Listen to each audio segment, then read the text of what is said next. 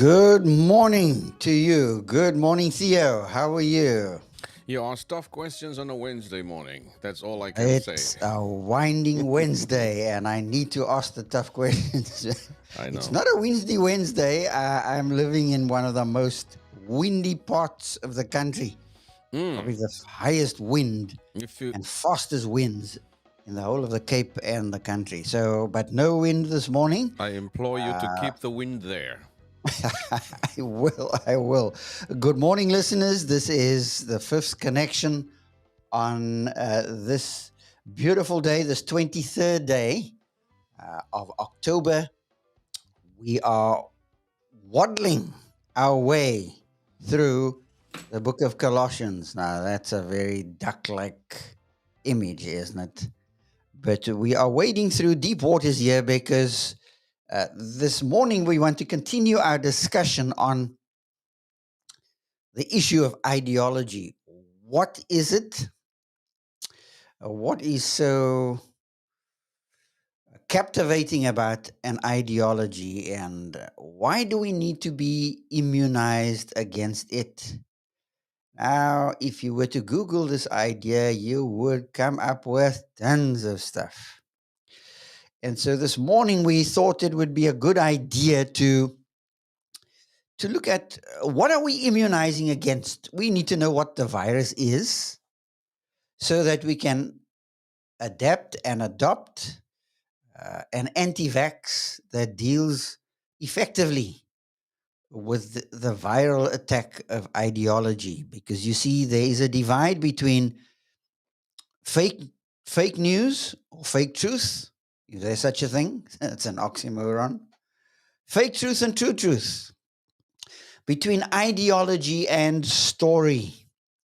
Ideology is an idolatry of ideas, where we worship at the altar of a particular prearranged, a pre-programmed, memorized, repeatable, internalized set of disambiguated semantic statements.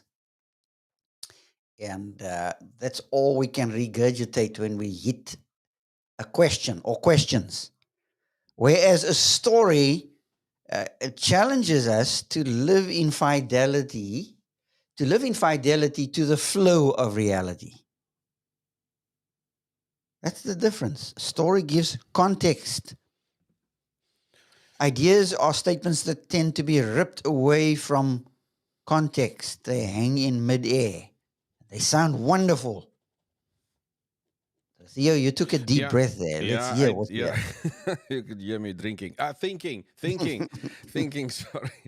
No, but I was thinking about story, and one of the things I've appreciated about our dialogue here over these last months now is that you have always insisted on the need for us to understand the unfolding story in the text in order to understand just how crucial it is to get the point that God's Yes. trying to get across. Now, but Yes. you also mean our stories, isn't it? It's not. Yes, our Yeah. personal stories, they are tangential too. They touch on the meta story, which is God's story. Mm. And so, in a sense, we are connected to the transcendent, but we're also connected to the immanent. We're connected to each other, and our stories connect. Our stories merge. Sometimes we marry the story that comes into our lives, Mm. right? The person who comes into our world. These stories connect, and uh, Because I it's think, interesting. yeah. It's Sorry to cut your word there. sure. I think it's exactly at that point that I feel the veracity, the importance of what you're saying here when we talk about ideology being a programmed set of ideas that you simply rehearse and you repeat it, and you I don't some I, to be I don't want to be unkind, but sometimes we don't even know that we are acting out of a programmed set of ideas. And I'm wondering if you would agree that it's in the crisis moment that the devastation of an ideology reveal itself. Would you? I think so. Mm, Reality is a way of exposing yeah. us. That's why we need to live where life is at the rock face. Live where it's really real. And I think great learning, Mm, great loving, and great suffering are three key things that can shake us out of our ideological way of thinking. Suffering is a way of doing that. Crisis. And mm, then it dawns on me, oops, I'm on the wrong track. yeah. Or I've swerved away. And so relationships, Theo, have a way of catching us out. Mm.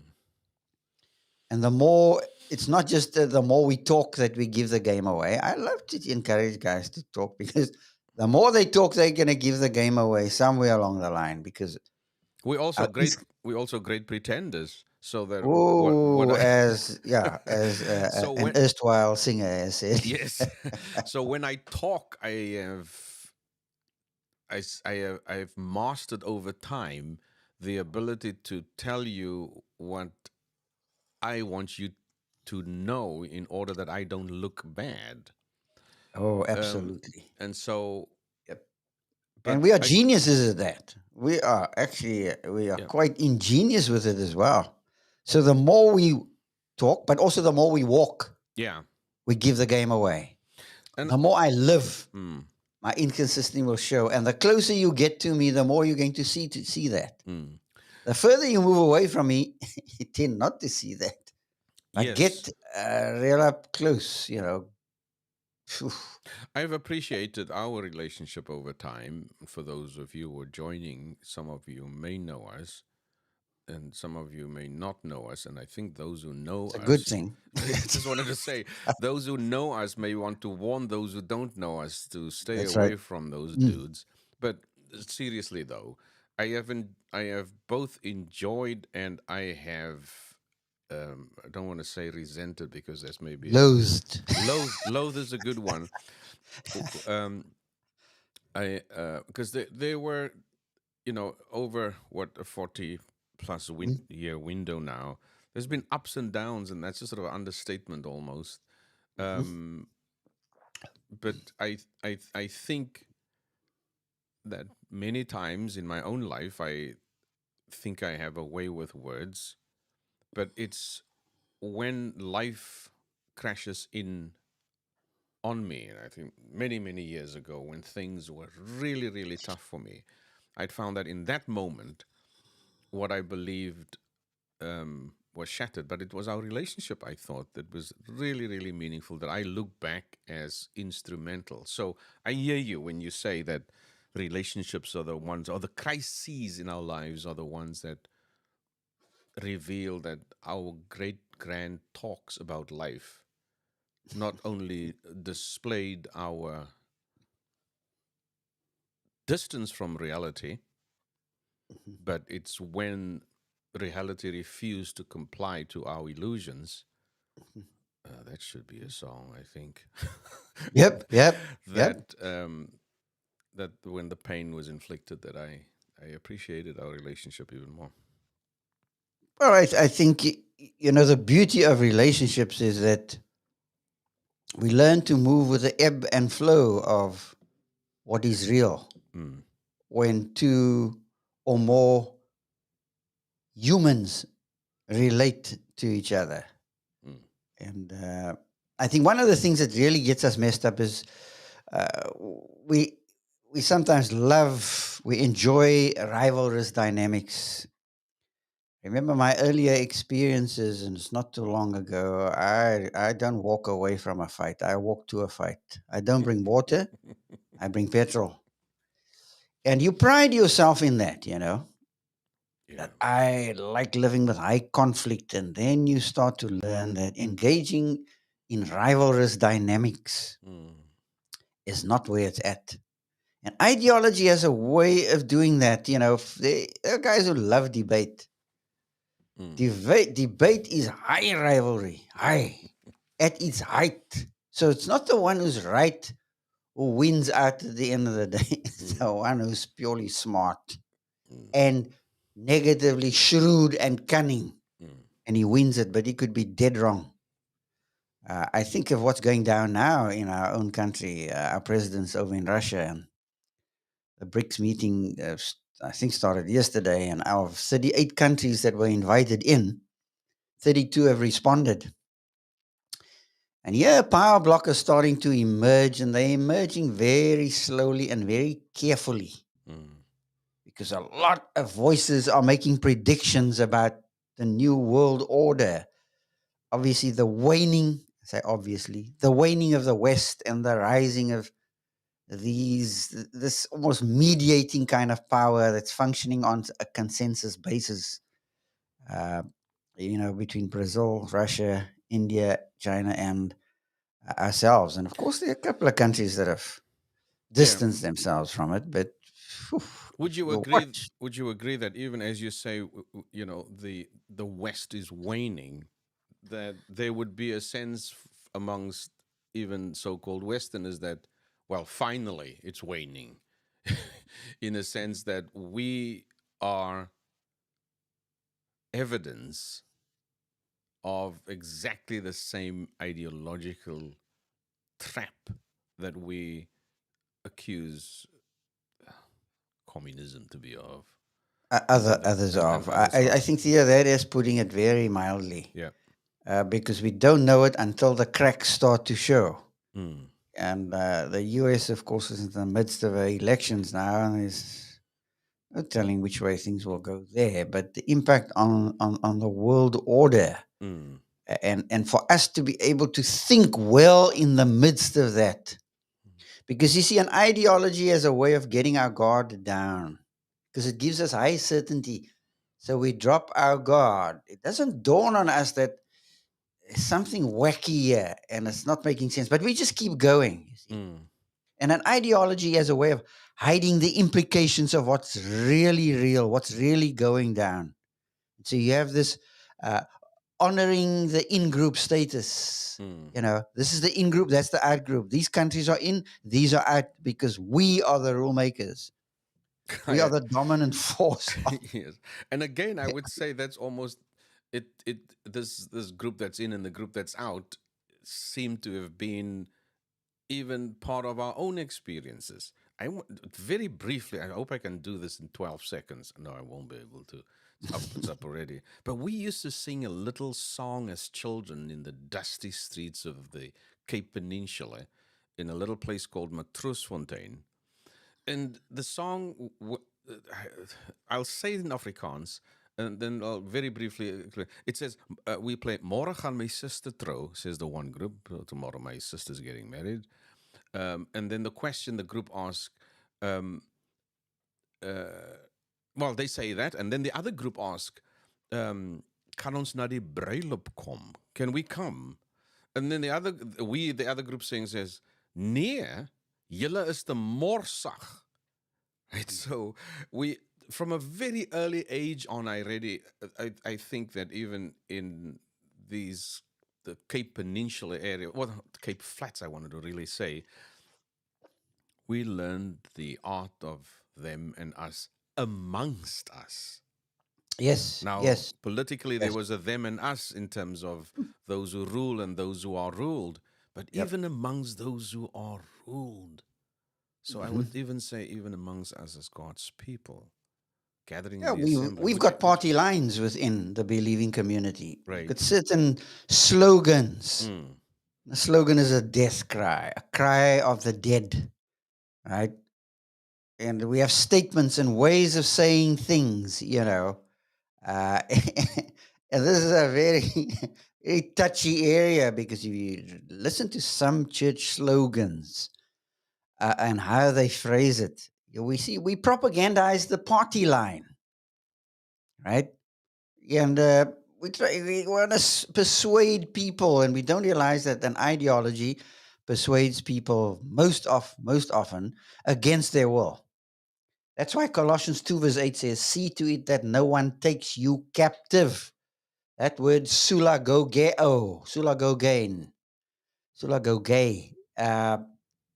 It's our hapax. It's the only time in the New Testament ancient text that this word appears, and it's wow. never used in relation to capturing people and taking them as booty. Mm. But it's used in the context here of captivating the mind by a certain angle or way of going at philosophy and empty deceit according to the traditions of men. And I think there's a section in Second Corinthians, chapter 10. It says, "For though we walk in the flesh, we are not waging war according to the flesh. Mm. For the weapons of our warfare are not carnal, they're not fleshly, but they are mighty to the destroying or the pulling down of strongholds." What is a stronghold? Mental fortresses. Can I repeat that? Mental fortresses. Another way of saying it is ideologies. Mm. They become strongholds, they become places to hide. Mm. And Paul says in verse 5, we destroy arguments. Where do arguments emanate? In the mind. So, And every lofty opinion mm. raised against the knowledge of God. just to There be we go. just to be clear, then I think you hinted at this earlier. Is you are suggesting that even if we are so ideologically sound, if they can be, if we've mastered, if we have the best creed, it is possible still to be at the risk of being unguarded. You talked about unguarded mind. I think we are under an even greater risk Mm. because we're hiding behind disambiguated statements. We are hiding behind propositional statements. Mm. And propositions or sentences of what we believe are data compressions. And data compressions cut context away from where that proposition resides or lives Until the or crisis, grows out of until the crisis hits. until the crisis hits, because you see, clarity comes through breadth. Mm. It's context that gives meaning. And that's why story is so important, Yeah. because stories expose context. And uh, this verse that I read in 2 Corinthians 10 says, we take every thought captive. Whoa. Captive to an ideology? No. Captive to Christ, to obey Christ. We take them captive in obedience, in our obedience to a person. Mm. That's why we cannot afford to get ideologically locked. That's why we need relationships. Because people, if they move around us long enough, they're going to catch us out. Right? Mm. And that's why a cunning individual, a charlatan, has a way of bouncing in and out of relationships, making as if they are real, Ugh. but is actually playing a game. Yeah. And it says we are ready to punish every disobedience, every thought, every argument. That's why mind renewal is so important here. Mm. Romans And 12:1 and 2. yes, and I almost, Daily mind renewal. yeah, that's a hard assignment, but it's possible. I would suggest. For Absolutely. those of you who are Absolutely. listening in and finding that there's a little bit of a shift in the way we're running the morning subsequent to Monday, it was because Monday was a wake up call, and the rest of the week is the call. So we woke up on Monday, and Terry and I are discussing some of the specific suggestions that he made from Colossians 2:8 on Monday, and it had to do with the whole notion of being ideologically trapped or ensnared. Um, so, on that point of immunization, from tomorrow morning, well, Terry, there's about 13 that you want to unpack for us there. So, Let's talk through some very positive yeah, ways we can gain immunity or get immunity, right? yeah, Asylum seekers yes. seek asylum in a country. Mm, Immunity for diplomats is a very interesting concept, right? yeah. I, So, you can't nail me for my yeah. for my crimes. Yes. All right. We will not resort into any criminal activity on this station, at least. But thank you so Sure. very, very much for joining us. Please do return tomorrow morning because we will tackle a little bit about on the matter, Terry, if we can remember. Yep. Now, my memory is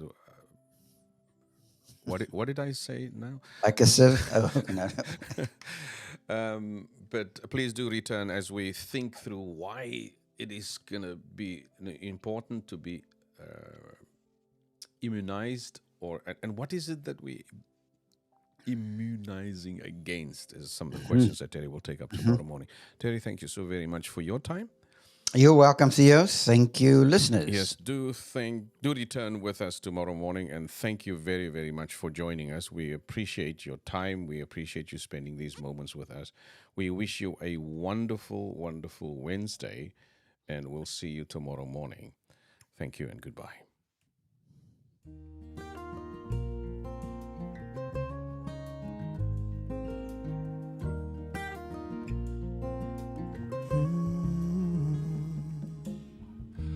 Though I can talk like an angel, make a mountain come when I call, yet don't have love, don't mean nothing at all. Although I hang like a martyr, know that giving stuff is smarter, bring to slaves the long lost liberty. If I don't have love, it don't mean a thing, for the virtue of love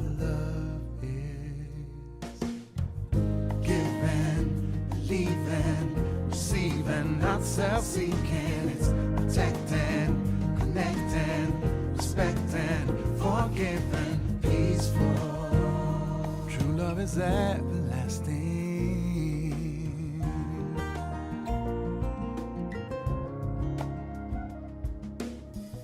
There cannot be something sweeter than lay your life down for another. Step back, lift high for all to see. Now let love reign upon the nation to the point of saturation. The moment is now, let love our anthem be. Yeah. If we don't have love, we'll drift, self-betray.